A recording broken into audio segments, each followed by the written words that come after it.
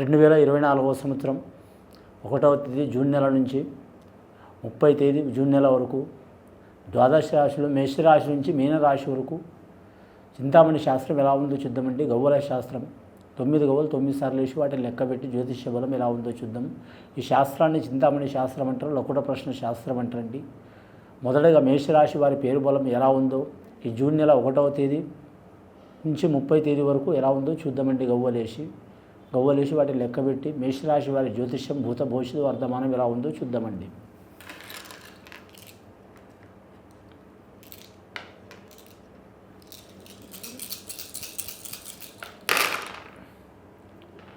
మేషరాశి వారి జాతకంలో పడ్డాయి 6 గవ్వలు పడ్డాయండి. 6వ సంఖ్య శుక్రమహారదశ సంఖ్య, చాలా వరకు శుభ సంఖ్య పడ్డది వారి పేరు మీద.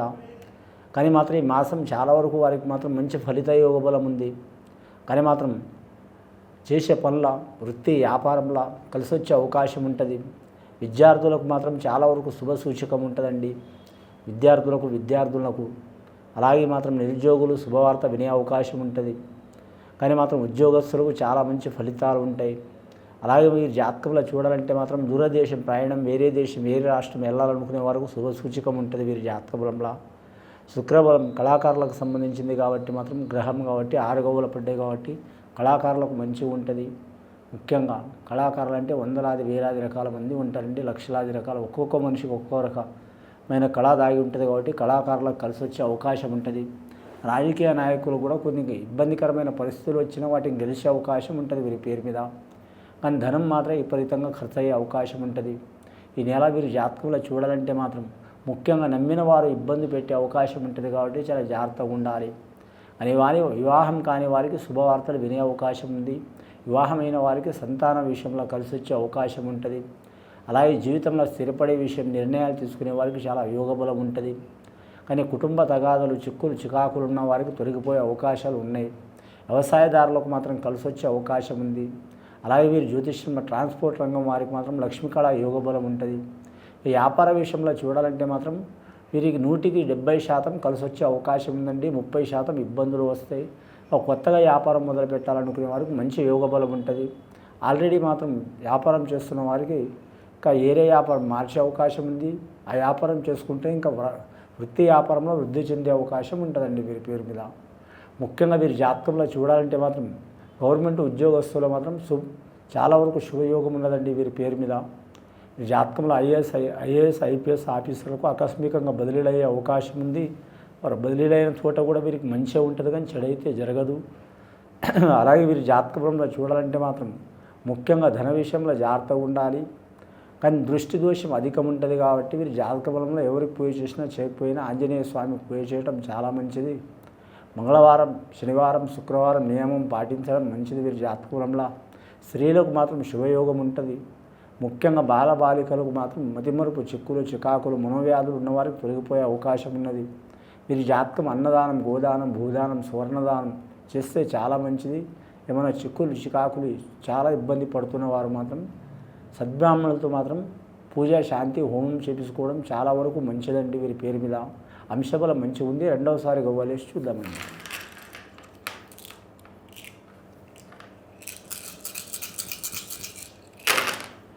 రెండవసారి గవ్వలేస్తే ఇంకా 6 గవ్వలు పడ్డాయండి. చాలా వరకు వీరికి అనుకూలమైన యోగం ఉంది. మేషరాశి వారి జాతకంలో అశ్విని నక్షత్రం వారికి మాత్రం చాలా వరకు శుభయోగం ఉంది. కృతికా నక్షత్రం వారికి కొన్ని ఇబ్బందికరమైన పరిస్థితులు వచ్చే అవకాశం ఉంది. భరణి నక్షత్రం 1వ పాదం వారికి కూడా ఇబ్బందులు వచ్చే అవకాశం ఉంది. భరణి నక్షత్రం, కృతికా నక్షత్రం వారు మాత్రం ముఖ్యంగా మాత్రం నక్షత్ర ప్రకారం మీరు పూజ చేసుకోవడం చాలా మంచిదండి. నవగ్రహ ఆరాధన చేయటం, అలాగే మాత్రం మీరు జ్యోతిష్యంలో శుక్రగ్రహ స్థానాన్ని పూజ చేసుకోవడం చాలా మంచిది. శుక్రవారం నియమం పాటించడం చాలా మంచిది. పెద్దల ఆస్తి కలిసి వచ్చే అవకాశం ఉంది. అలాగే వీరి మీద ఏమైనా రుణ చిక్కులు ఉంటే తొలగిపోయే అవకాశాలు ఉన్నాయి. అలాగే వీరు ఉన్నత స్థాయిలో రాణించాలనుకునేవారు కలిసి వస్తుంది. అలాగే వీరి పేరు మీద చూడాలంటే మాత్రం అంశబలం మంచిగా ఉంటుంది. కానీ మాత్రం ధనధాన్య విషయంలో కలిసి వచ్చే అవకాశాలు ఉంటాయి. అని స్త్రీలకు కానీ పురుషులకు కానీ మనోవ్యాధులు, చికాకులు, సంసారంలో ఇబ్బందులు ఉన్నవారికి తొలగిపోయే అవకాశాలు ఉన్నాయి. వివాహంలో చిక్కులు ఉన్నవారికి, వివాహంలో దోషాలు ఉన్నవారికి, వివాహం దగ్గర వచ్చి దూరమైన వారికి, అలాగే సంబంధాల నష్టాలు వస్తున్న వారికి, వారికి మంచి జరిగే అవకాశం ఉంది. లక్ష్మీకళ యోగ బలం ఉన్నది. వారు కోరుకున్న సంబంధం వారికి కలిసి వచ్చే అవకాశం ఉంటుంది. అలాగే వీరు శుభవార్తలు వినే అవకాశం ఉంది. అలాగే భార్యాభర్తలతో తగాదాలు వచ్చి దూరమైన వారు, పోలీస్ స్టేషన్ కోర్టు కేసులు ఉన్నవారు, కుటుంబ తగాదాలు ఉన్నవారు శుభవార్తలు వినే అవకాశం ఉంది. వీరి శుక్రవారం కానీ ఖచ్చితంగా మాత్రం శ్రీ మహాలక్ష్మికి పూజ చేయడం లేదా అష్టలక్ష్మికి కలిపి పూజ చేయడం, కుబేర స్థానంలో చేయడం చాలా మంచిది. వీరి పేరు మీద అంశబలం మంచిగా ఉంటుందండి. ముఖ్యంగా విదేశం వెళ్ళాలనుకునే వారికి చాలా వరకు మాత్రం శుభయోగం ఉంటుంది వీరి జాతక బలంలో. అలాగే వీరి జాతకంలో స్త్రీల నుంచి పురుషులు, పురుషుల నుంచి స్త్రీలకు మంచి యోగ బలాలు కలిసి వస్తుంది. పర్సనల్ లైఫ్ ప్రేమ వ్యవహారాలు నడిపేవారికి కూడా మంచి యోగ బలం ఉంటుంది. వివాహం ఇష్ట ప్రకారం చేసుకోవాలనుకునే వారు కూడా మాత్రం పెద్దల సహకారం తప్పకుండా ఉంటుందండి. కరెక్ట్ మొదటిసారి 6 గవ్వలు పడ్డాయి శుక్ర మహాదశ, రెండోసారి 6 గవ్వలు పడ్డాయండి, మూడోసారి గవ్వలు వేసి చూద్దామండి మేషరాశి వారి పేరు మీద.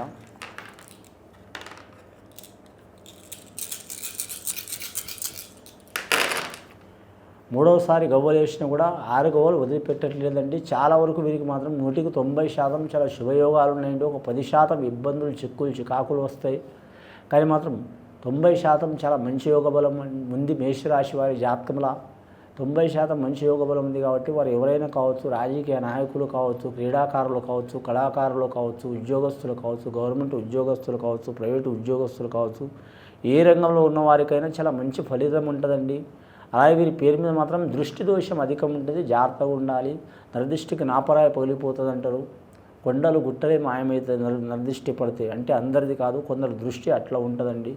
ఆ నరదృష్టి పోవడానికి నరహరికి మాత్రం దర్శనం చేయడం చాలా మంచిది. లక్ష్మీనరసింహ స్వామిని దర్శనం చేయడం మంచిది, కానీ చేస్తే చాలా వరకు మంచిది. శుక్ర శనివారం కలిసి వచ్చే అవకాశం ఉంటుంది వీరి పేరు మీద. వీరి జాతకంలో చూడాలంటే స్నేహితుల సహకారం ఉంటుంది, ఆకస్మికంగా ప్రయాణాలు ఉంటాయి. అక్కడ పోయినందువలన వీరికి మంచి జరిగే అవకాశం ఉంది, కానీ చెడు జరిగే అవకాశం ఉండదు. అలాగే వీరి పేరు మీద చూడాలంటే మాత్రం చాలా కాలం నుంచి పడుతున్న బాధలు, చిక్కులు, చికాకులు తొలగిపోయే అవకాశాలు ఉన్నది. ధన విషయంలో కలిసి వస్తుంది. వెండి బంగారం అచ్చుబాటు ఉండదండి వీరి పేరు మీద. వస్త్ర వ్యాపారంలో మాత్రం కలిసి వచ్చే అవకాశం ఉంది.